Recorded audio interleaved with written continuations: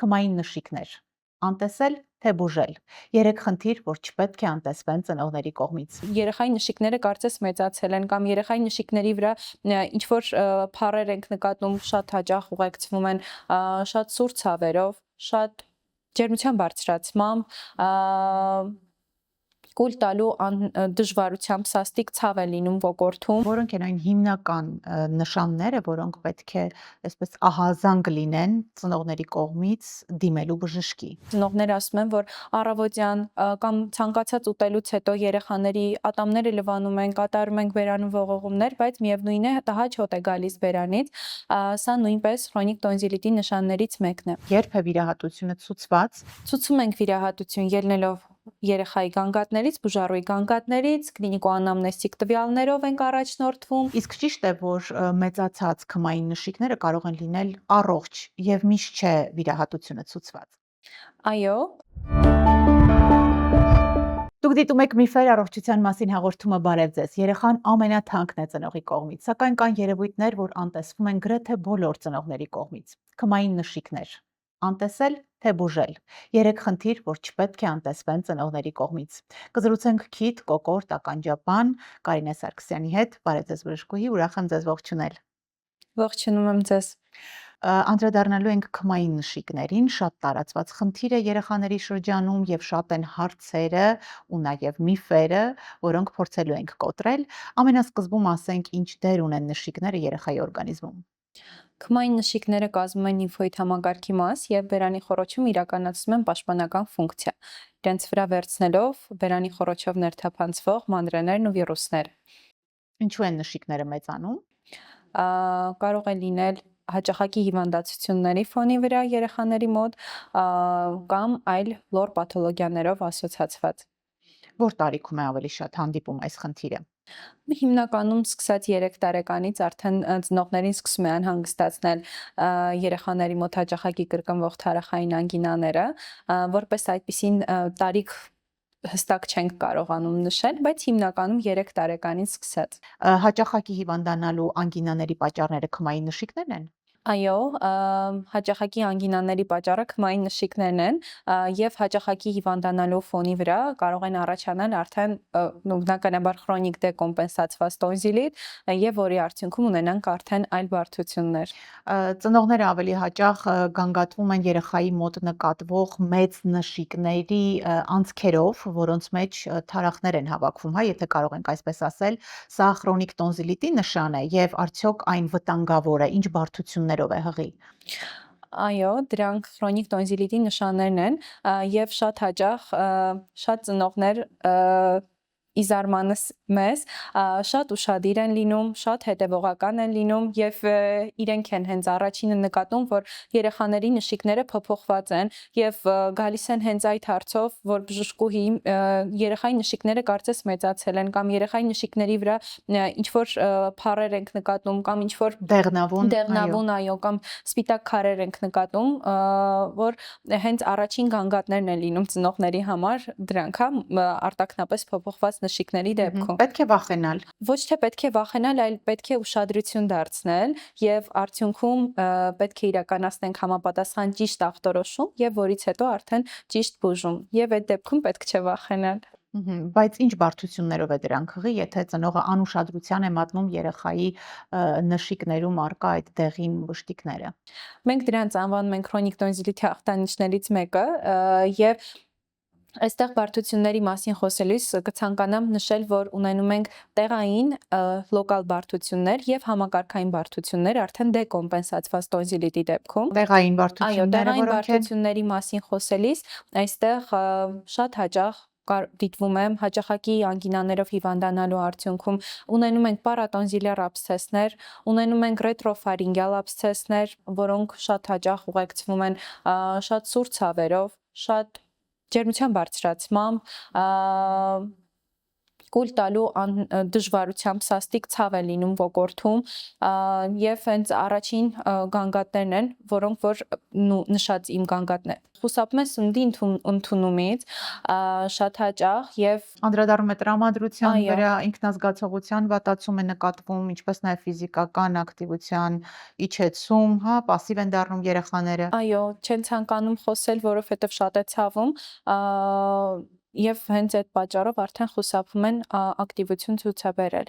Հաջորդ բարդություններից կարող ենք նշել տեղային բերանից տհաճ հոտ են զգում ծնողները, նույնիսկ շատ անգամ ծնողները ասում են, որ առավոտյան կամ ցանկացած ուտելուց հետո երեխաների ատամները լվանում են, կատարում ենք բերանում ողողումներ, բայց միևնույն է տհաճ հոտ է գալիս բերանից,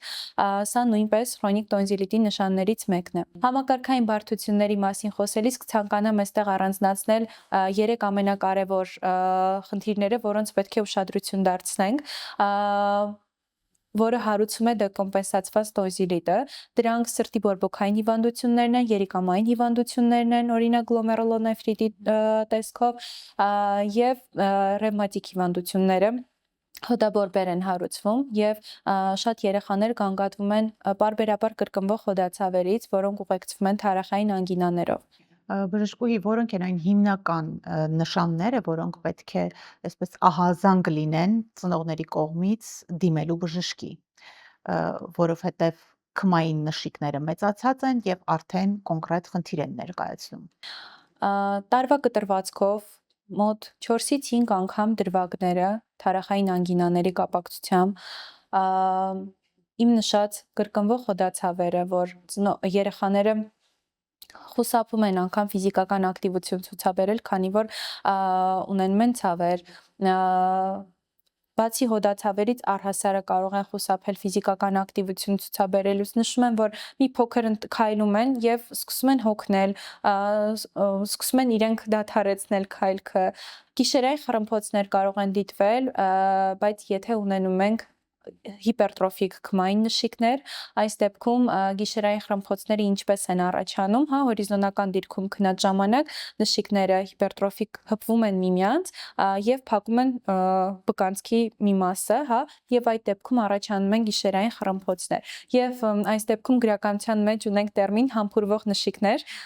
նրանք այնքան մեծ են, հիպերտրոֆիկ են, որ հպվում են միմյանց եւ փակում են ամբողջ, կարելի ասել, բկանցքի մի մասը, հա։ Եվ այս գանգատները նկատելուց ցանկալի է եւ բարդադիր է, որ ծնողները անուշադրության չմատնեն եւ անպայման դիմեն բժշկի, քանի որ իմ նշած համակարգային բարդությունները կարող են ունենալ անդառնալի հետևանքներ երեխաների օրգանիզմում։ Իսկ ճիշտ է, որ մեծացած քմային նշիկները կարող են լինել առողջ եւ միշտ չէ վիրահատությունը ցուցված։ Այո, պարտադիր չէ, որ ցանկացած հիպերտրոֆիկ նշիկներ պետք է հեռացնել։ Այս դեպքում, եթե չենք ունենում կրկնվող անգինաներ, չենք ունենում որևիցե առհասարակ գանգատներ, սակայն օբյեկտիվ նայում ենք պարզապես հիպերտրոֆիկ են նշիկները, եւ ոչ մի գանգատ չկա պացիենտի մոտ, հա, եւ ոչ մի բարդության ռիսկ չունենք այստեղ, իրականացնելով իհարկե այստեղ պետք է իրականացնենք նեղ մասնագետների խորհրդատվություններ բացառելու համար արկա բարդությունները, միանշանակ պարզապես պետք է դինամիկ հսկել եւ այդքանը։ Եվ այստեղ պետք է պարզապես ուշադրություն դարձնել ամենակարևորը քմային նշիկների սիմետրիային։ Պարտադիր, եթե ունենում ենք ասիմետրիկ քմային նշիկներ, այստեղ պետք է իրականացնենք այլ հետազոտություններ, որպեսզի բացառվեն այլ պաթոլոգիաները։ Իսկ որ դեպքում է վիրահատությունը ցուցված։ Պատահում է, որ բուժում ենք անառողջ նշիկները առանց վիրահատության։ Այստեղ դեպք գախյալ է,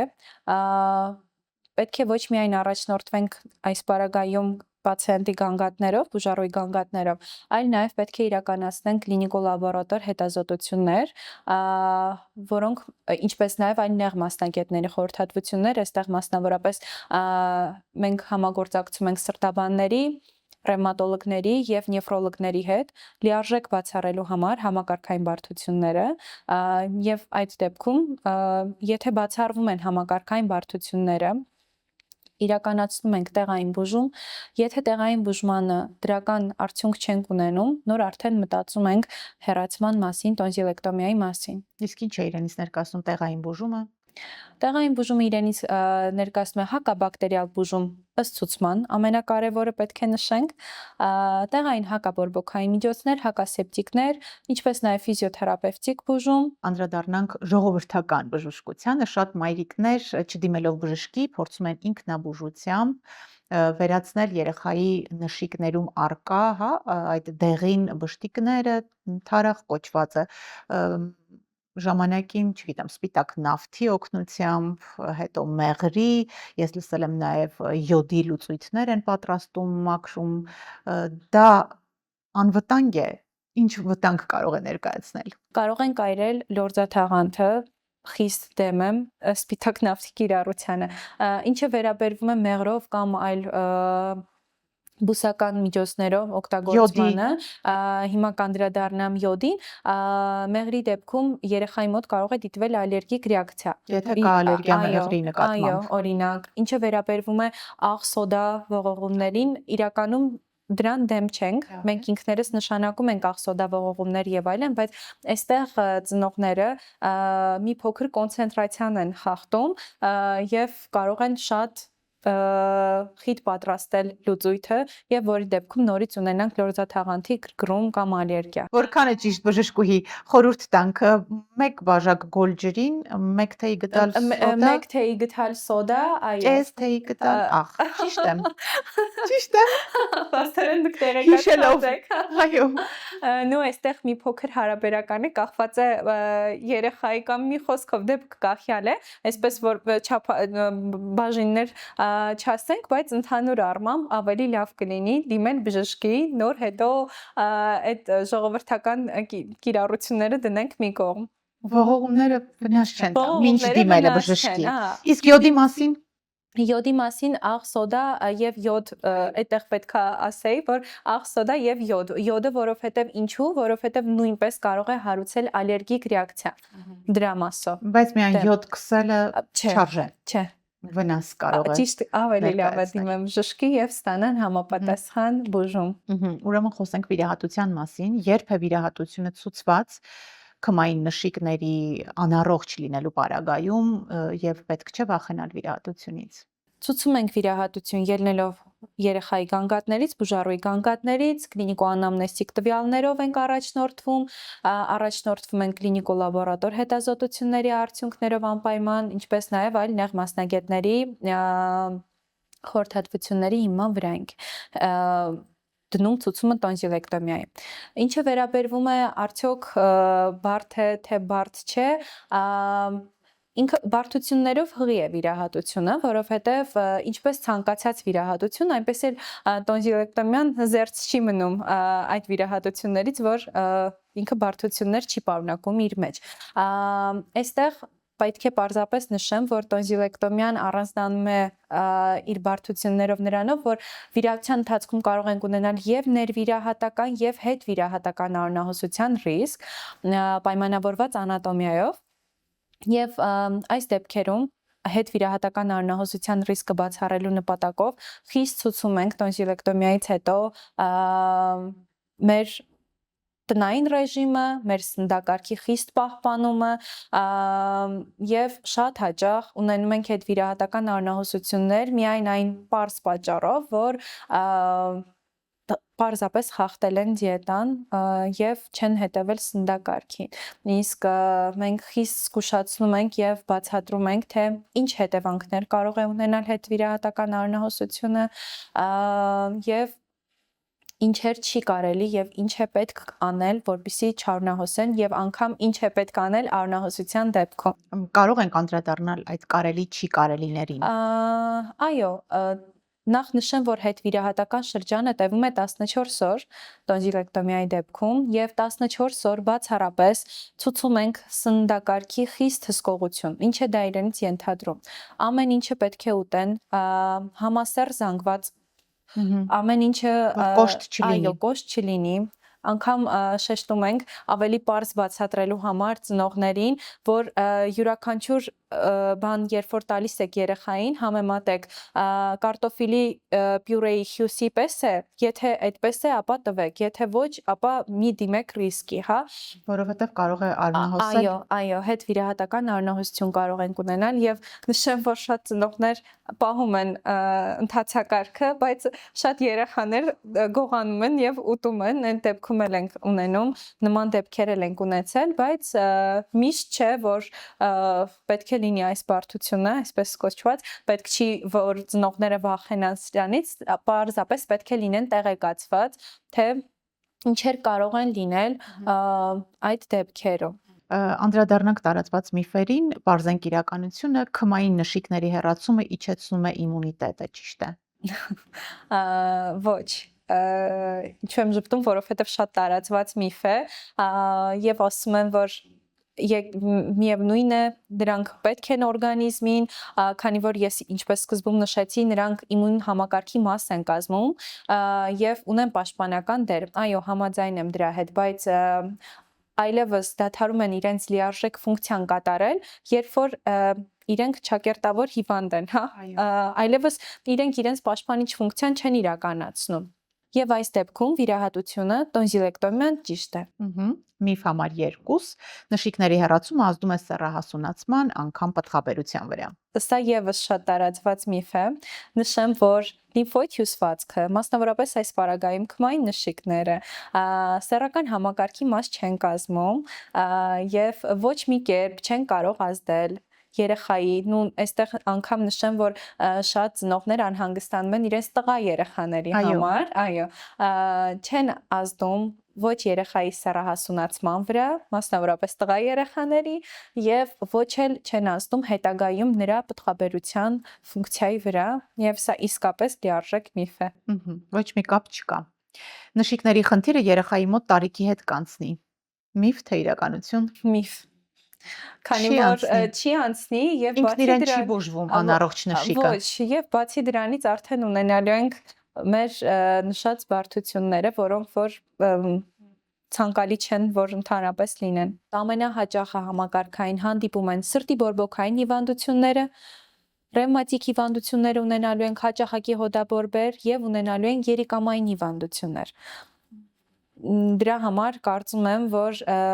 պետք չէ հետաձգել եւ պետք է իրականացնել համապատասխանաբար ճիշտ ախտորոշում եւ ճիշտ բուժում։ Ազատ շնչառություն, առողջ երեխա, տիրապետիր ինֆորմացիայի ուժին, տարբերեր միֆը, հետևեք մեր հաղորդումներին, կարևորը բաց չթողնելու համար մենք զրուցում էինք Քիթ Կոկորտ ականջաբան Կարինե Սարգսյանի հետ, հետևեք մեզ նաև սոցիալական էջերում։ Շնորհակալություն Յասաման ռեստորանին, ընկերական հանդիպումների լավագույն հավաքատեղին, նաև շնորհակալություն Հովակիմյան էսթետիկ կենտրոնին համագործակցության համար։ Մինչ հանդիպում։